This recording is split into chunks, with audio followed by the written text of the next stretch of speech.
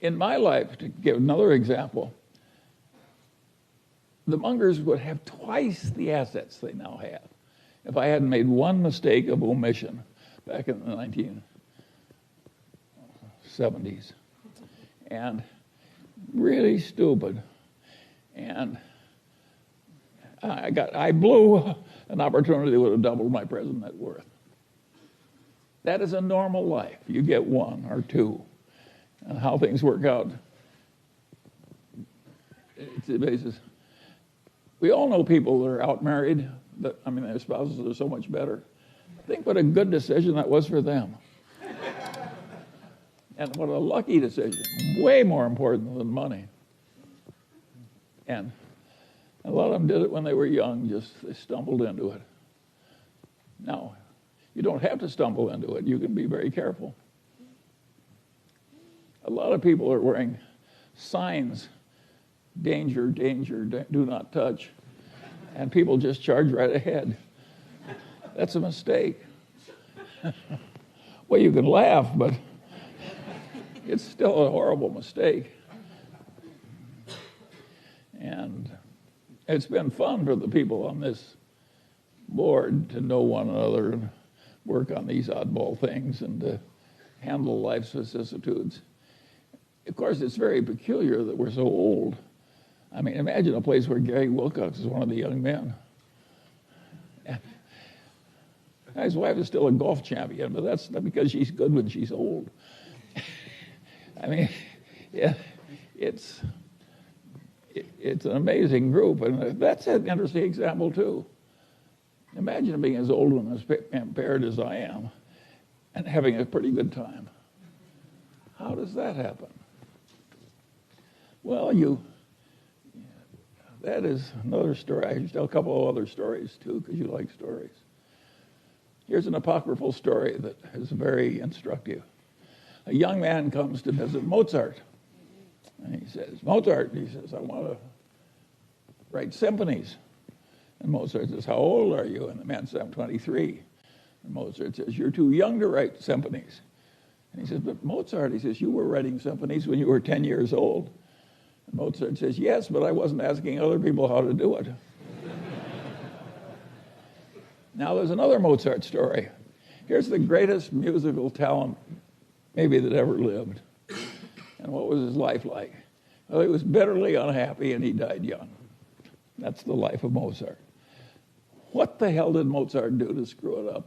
To make himself, well, he did two things that are guaranteed to create a lot of misery. He overspent his income scrupulously.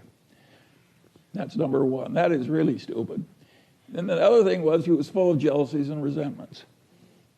If you'll overspend your income and be full of jealousy and resentments, you can have a lousy, unhappy life and die young.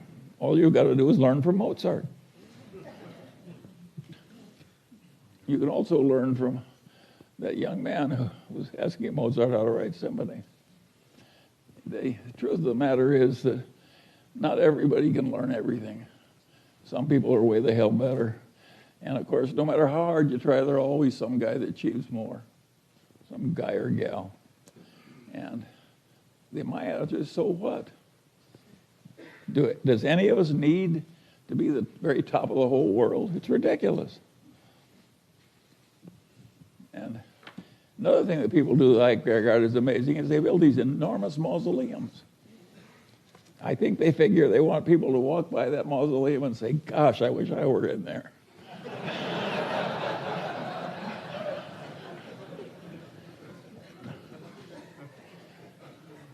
Anyway, you can see we've had some fun as we go along, and it's worked so well, but if you actually figure out how many decisions were made in the history of the Daily Journal Corporation or the history of Berkshire Hathaway, it wasn't very many per year that were meaningful. It's a game of being there all the time and recognizing the rare opportunity when it comes and recognizing that a normal human allotment is to not have very many.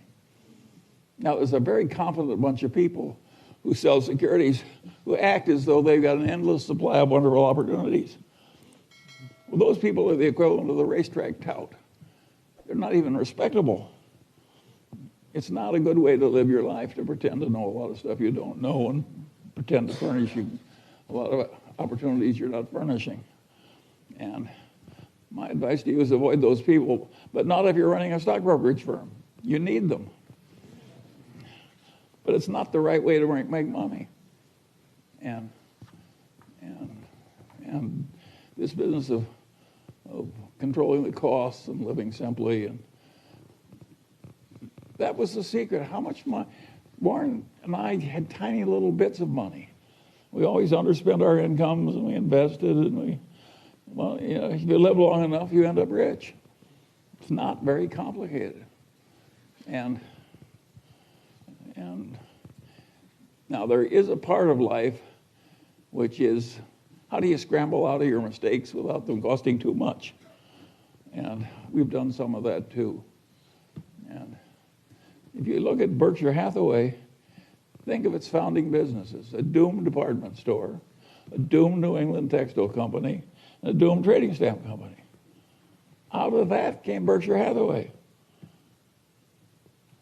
Now, we handled those losing hands pretty well, and we bought into them very cheaply.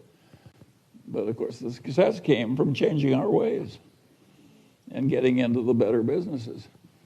And it isn't that we were so good at doing things that were difficult. We were good at avoiding things that were difficult, finding things that are easy. By the way, when we bought the Daily Journal, that was easy. And what we're doing now in this software business is difficult. But due to the accident of these good associations and the fact that these old colleagues have lived so long, we're doing pretty well in the new business. It has potential. And it's fun to do.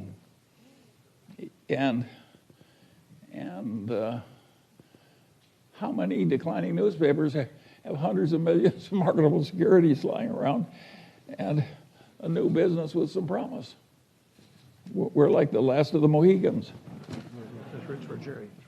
Oh, he's giving it to somebody important.